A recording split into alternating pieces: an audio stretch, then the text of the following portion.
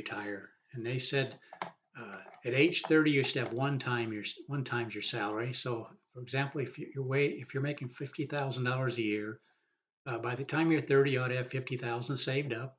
By age 35, you should have two times your annual salary, 50,000, be 100,000. And if you go down here to age 67, you should have 10 times your salary by the time you retire. Now, obviously, this has a drawback in the fact that if you're 30 years old making 50,000, you're going to be making a lot more than that. So if you're down here trying to take 10 times 50,000, you're going to be making a lot more than that.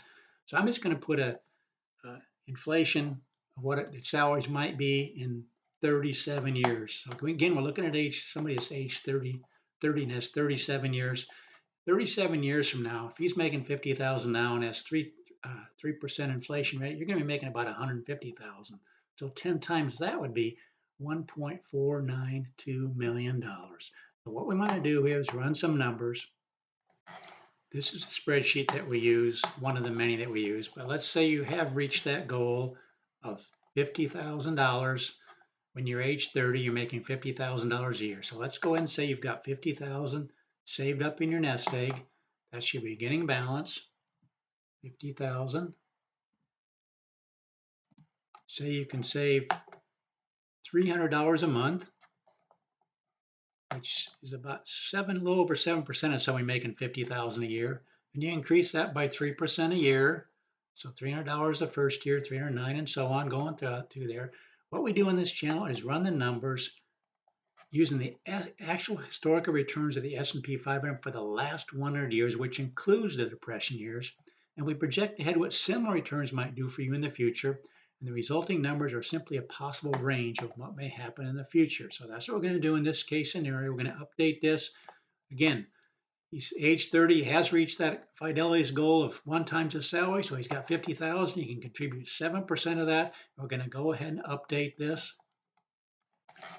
We're going to be looking at the 35-year column. When he's 65 years old, over that 35-year period, beginning with 50,000, putting in $300 a month, increasing that by 3% a year, he would have put in $267,000.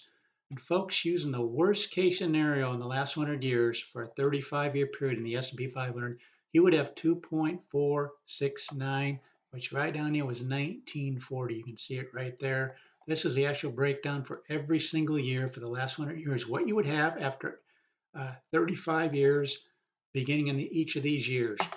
I want you to notice that we have right now, goal would be, if this held true, of course, these are all a lot of ifs, but if your wages did basically triple in the next 37 years, the goal, according to Fidelity, would be 10 times the salary, which would be 1.492.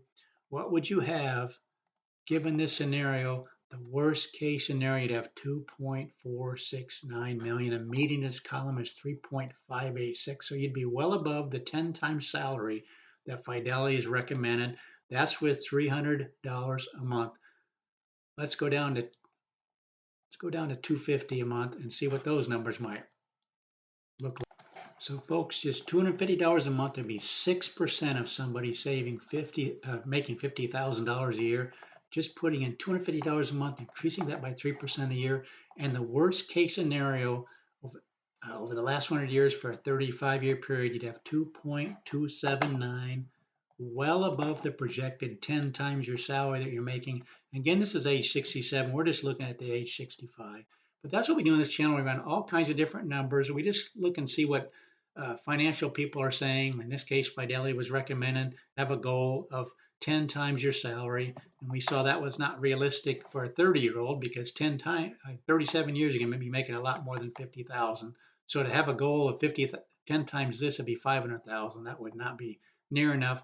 But again, this is just guidelines that they use, and I thought I'd go ahead and run it for a 30-year-old making $50,000 a year.